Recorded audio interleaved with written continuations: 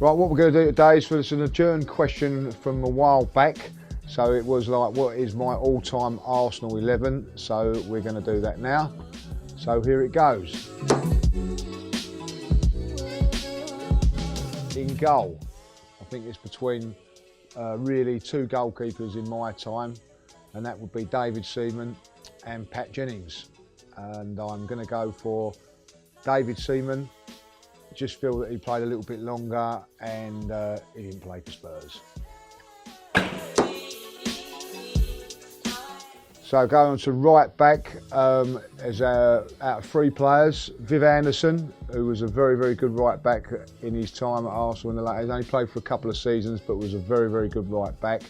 Lee Dixon and Pat Rice. Now, Pat Rice was captain of Arsenal in the 70s and was a very, very good fullback who became obviously a coach at the Arsenal as well.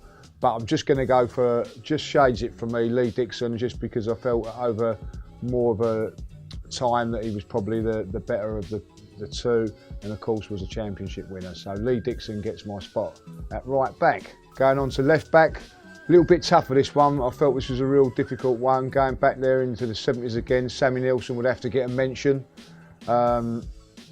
And obviously, like Nigel Winterburn would have to get a big shout out as well. It come down to two players in the end, Kenny Sampson, and then also obviously Ashley Cole.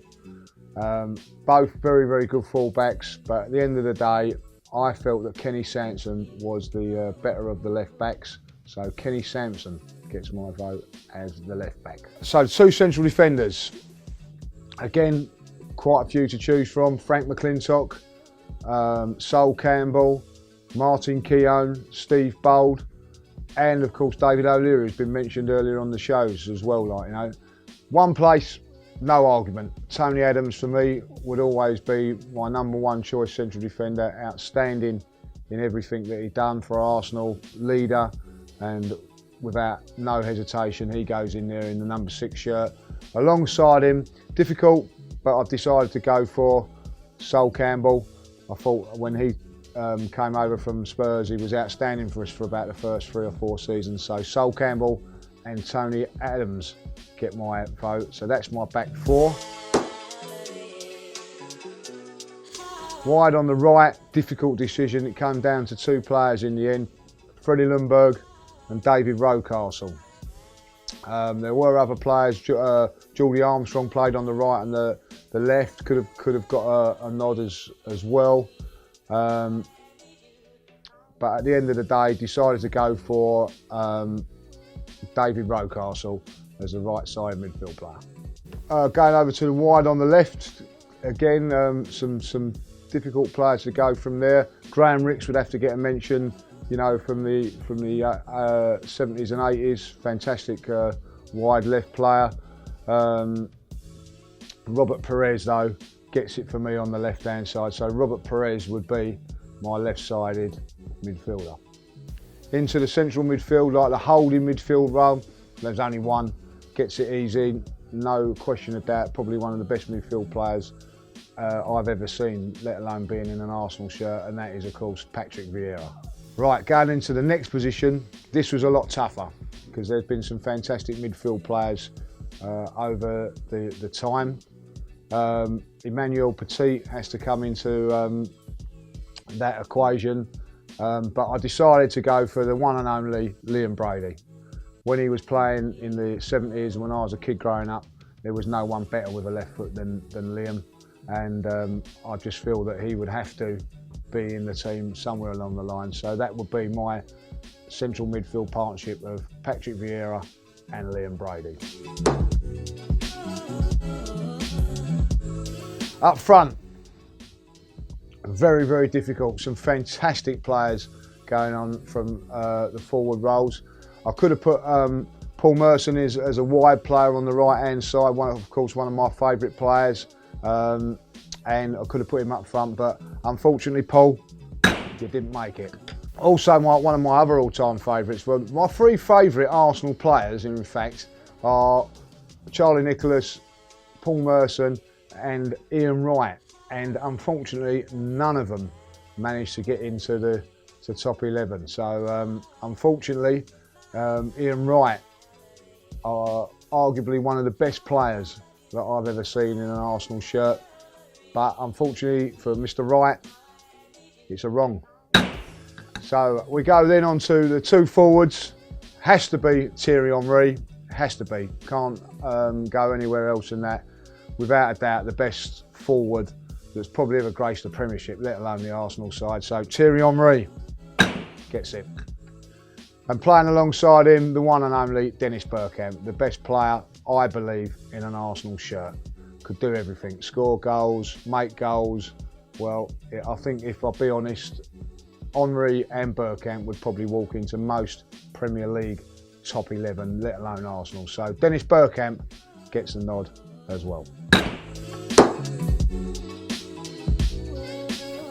Substitutions, well, because of the substitutions, I feel that we're going to go for one at the back, one in midfield, and a couple up front is what I would do there. So I feel that the defender that I'm going to go for, I feel that a little bit underrated at Arsenal and doesn't get the credit he deserves, and that is the rash Martin Keown. So Martin gets the job as one of the substitutes.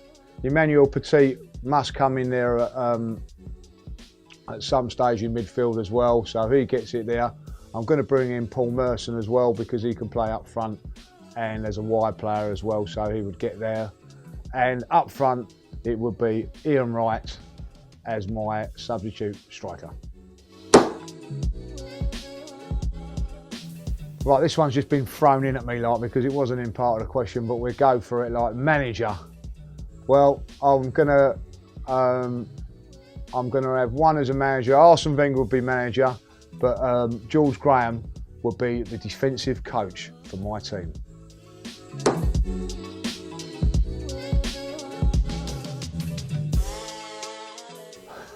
What stadium does the best food? To be honest, I don't eat in any of the grounds, if I'll be honest. God, that's a real tough one. I've got to say that the best food, because I've been in hospitality a couple of times, is the Emirates. It's got to be like, you know, so the Emirates for me.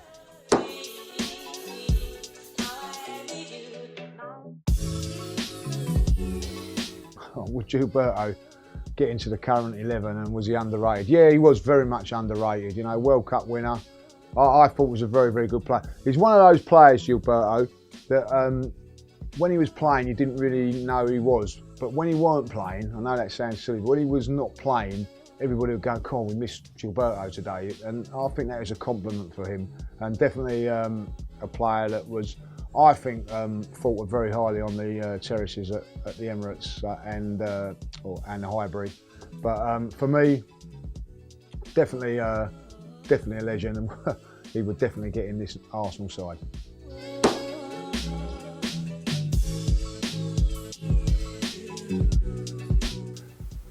My thoughts on Joe Campbell. I think he's been a little bit harshly treated, if I'll be honest. I think he's always give 100%, worked hard, and would have always been a good squad player for us. I don't really know why it's never really worked for him. You know, I remember seeing him on a few occasions. Good finisher, if I'll be honest. So I can't understand why that he's never been given the chance. And that is one of the mysteries of Arsene Wenger's reign. Yeah, definitely.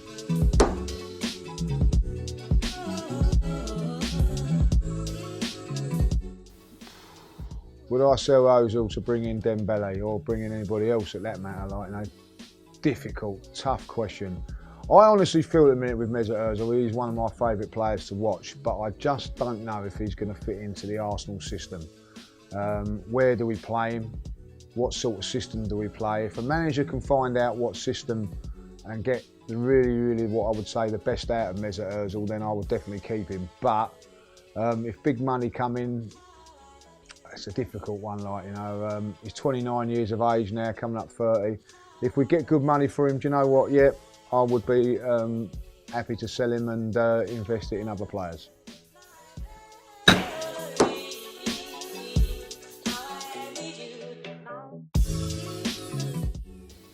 Most underrated player for us in the Champions League season of 2006, getting to the final. Good question, but I'm going to go out of the box here and say it was Matthew Flamini. I felt that he'd done a magnificent job for us. If you remember rightly, Ashley Cole was injured and he went to left back on quite a few occasions leading up to the final. We didn't really miss Ashley Cole for those sort of times there. So for me, it would be Matthew Flamini.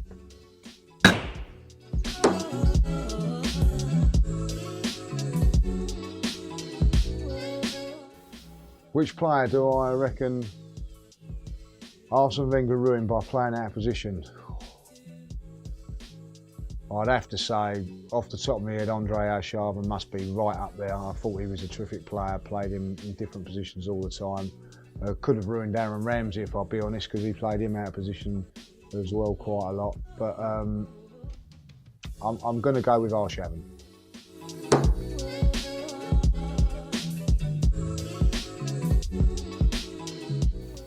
If Nicholas Anelka stayed at Arsenal, would he have broken Ian Wright's record instead of Thierry Henry?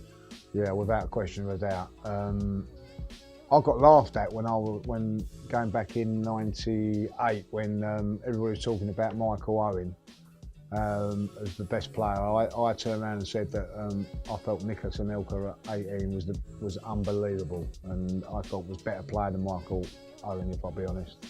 I just think that he had everything. He had pace, skill. Unfortunately, the one thing he didn't have was temperament, and for whatever reason, his head got turned and he went to Real Madrid. But I thought for those couple of seasons he was an outstanding player, and yeah, I think that he would have gone on and broke all records. And I wonder what he feels about that now, looking back on it. Be interesting to know.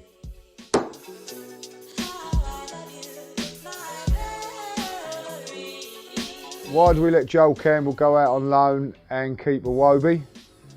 Well, tough question. I personally, I think that Iwobi, when Iwobi first came into the team, he looked a real prospect. Let's be honest, it's just not quite happened for him. For whatever reason, it's just not happened. But no one can dispute when he first came into the team, we all thought we had a player on our hands, and unfortunately he's not progressed.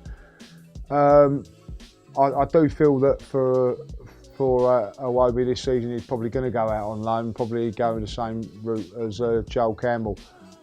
I think probably because Arsene Wenger felt that there was more to come from Iwobi. It's just not happened, but I can only really think of it being that, and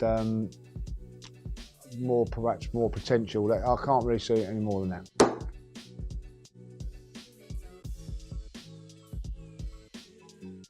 Where would we be if Jules Graham didn't take the money? Would we still be at the old stadium?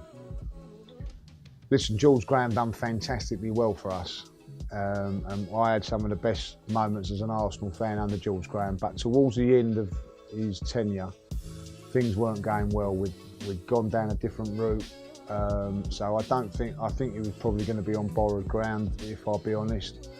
If David Dein knew of Arsene Wenger, which he claims he did around about that time, I don't think even if he'd have took that bung, I believe that Arsenal would have made a change within a year or so anyway.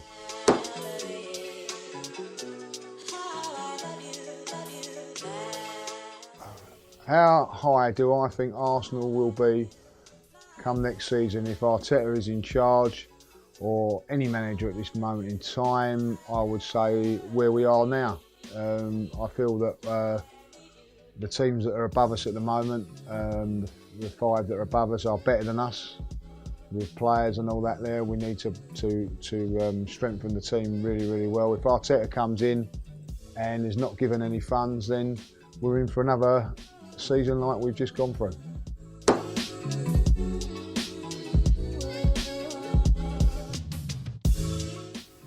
What do I think of Aubameyang's life at Arsenal so far? Fantastic. I think he's been absolutely brilliant. Realistically, he's not.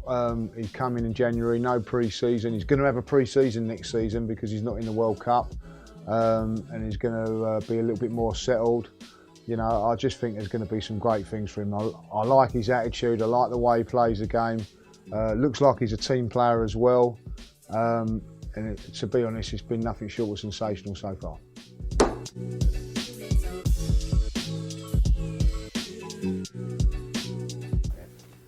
Who do I believe is the most overrated player at Arsenal? I think the most overrated player, and this is not a criticism by the way, is Mesut Ozil.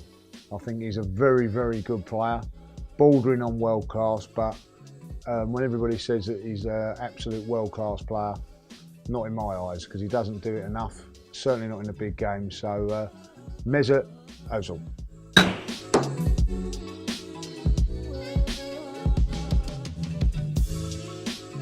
Who do I think has the best chance of catching Manchester City in the league next season? Liverpool. I just think that they're the team that's, you know, I'd love to be where we are with them now. Maybe we could have been if we'd have got Jurgen Klopp a couple of years ago. I just think that their pace up front has pushed them towards getting maybe. Look, to be honest, if it wasn't for the Champions League, I think they would have come second. It was just that they took their eye off the ball. I think that they are the second best team in the league at this moment in time. Their front three is like lightning. I like the way that they go about things. The one weakness that they had was their defence.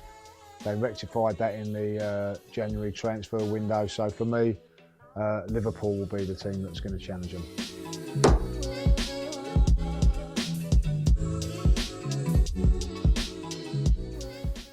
Why do we have so many injuries? I believe that it's something to do with our training programme. I feel that it's not probably tough enough because certainly other teams don't have as many injuries as us.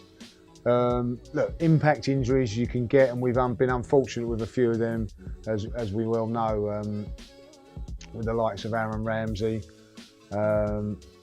Diaby. There's another bad one, and of course Eduardo. Those things are unfortunate. You can't do nothing about those ones. But the ones like the hamstring injuries and the muscle injuries, we seem to get them quite a lot. And if I'll be honest, not as much this season, but over the last few years, it's been horrendous. So I feel it's something to do with our training regime. The club have felt that something was wrong there by getting rid of Colin Lewin this season. So we shall wait and see what happens. But hopefully a tougher regime comes in and toughen up our players physically and mentally.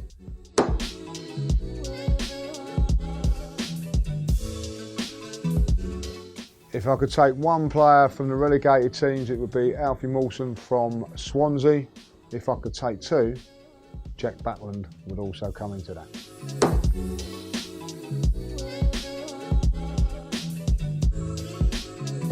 All right, if I had the opportunity of Arsene Wenger, Ivan Gazidis or Stan Kroenke coming into my shop, if Stan Kroenke tried to come in there, I'd put the close sign up. So it becomes between Wenger and Gazidis. The one question it would have to be to Arsene Wenger is, you know, was you limited in funds at Arsenal? That was the one question I would like to ask Arsene Wenger.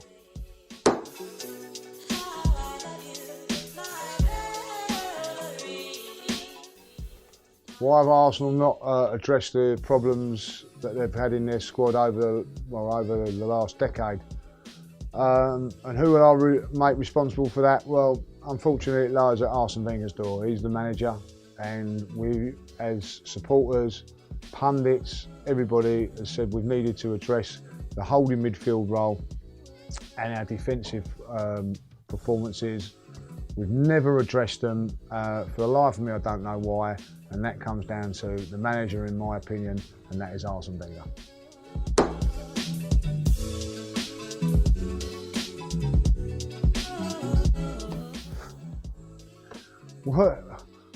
Was Ian Wright a better player than Harry Kane, and is Harry Kane going to take us to World Cup glory?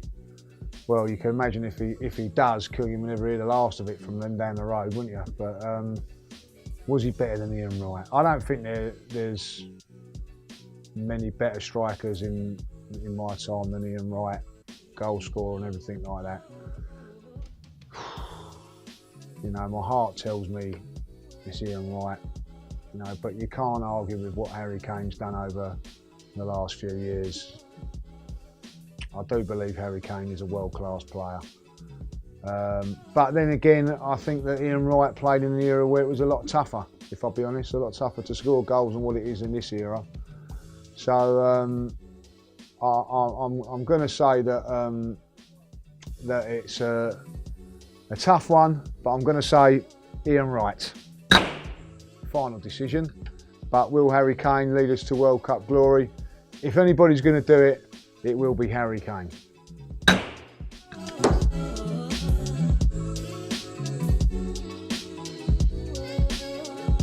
Do I think Arsene Wenger would have won doubles if he had not inherited George Graham's defence? Or listen, you know, in 2002 it was a completely different back four, really, was it or not? Tough one. Ashley Cole was playing then. Lauren, Tony Adams was about, but didn't play as many games. Yeah, I think he didn't play as many games as what he did in '98. So it's a little bit of a tough question, really. You know, look, let's be honest. They contributed immensely to it there. What he had was a great defence to build the foundations for the great attacking play. So I feel it's giving Arsene Wenger a little bit of a disservice, if I'll be honest. And you know, he proved it in 2004 that he could win titles. Okay, not doubles, but with a completely different back four. Look, we was lucky to have that defence, and why not use it when it was there? So, bit harsh question, but I'm going to say, yeah, he would have been able to have won a doubles with or without it.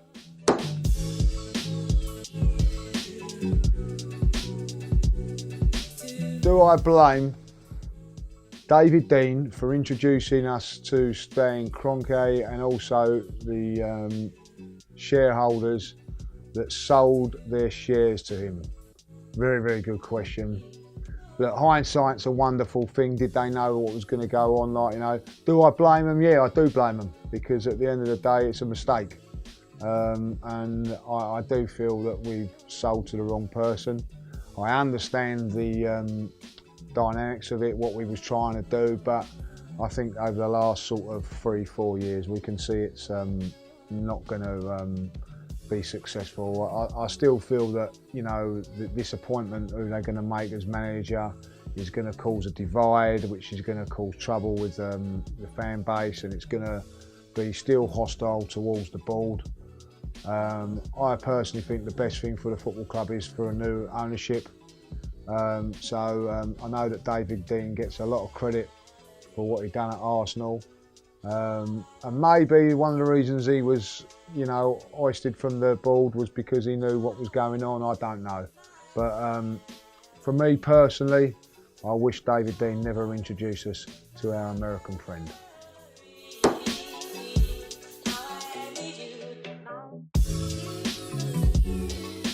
What players do I feel would have stayed?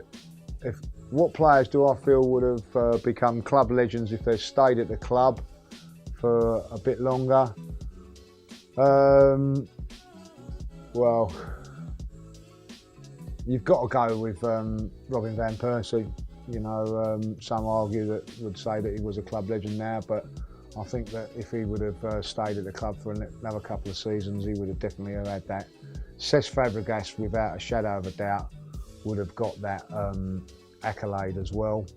And the guy that we brought up earlier, Nicolas Anelka, if he would have stayed, he would have been a very, very cult hero and legend at this football club. So they're the three off the head that I can think of that would have definitely become legends of this football club. Jazz. All that jazz. Okay, let's. I hope you've enjoyed those questions today, and obviously my Arsenal 11. Next week we'll be going back to normal questions, so don't forget to ask them, and hopefully you won't get one of these. If you can also give us a like or a comment, just to show that how we're doing and what's going on, and seeing if you're liking the show, that'd be much appreciated. And don't forget to ask the judge. That's #AskTheJudge, and leave your comments below.